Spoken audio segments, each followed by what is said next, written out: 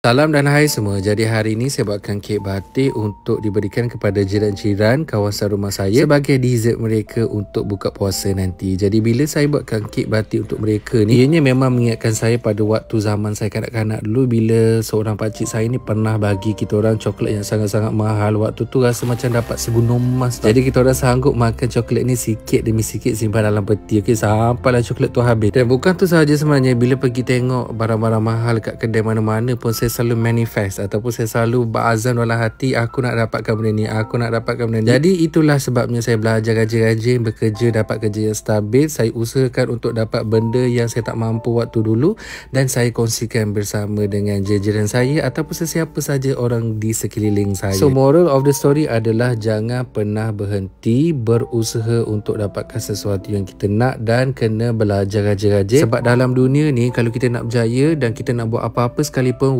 wajib ada ilmu. Jadi belajarlah rajin-rajin. Dan kepada anda semua yang melihat video saya ni, saya doakan agar semuanya diberikan rezeki yang melimpah ruah di dunia dan di akhirat. Dan yang penting, hidup kita kena balance. Hubungan dengan Allah pun kita kena jaga, hubungan dengan manusia pun kita kena sama-sama jaga. Barulah kita semua ni dapat hidup dengan tenang dan aman damai, insya-Allah. Kepada anda semua, terima kasih sekali lagi kerana sudi dengar video saya ni dan juga mesej kali ni sampai habis. Selamat berpuasa dan perbanyakkan ibadah kita di bulan puasa ni, insya-Allah. Bye bye.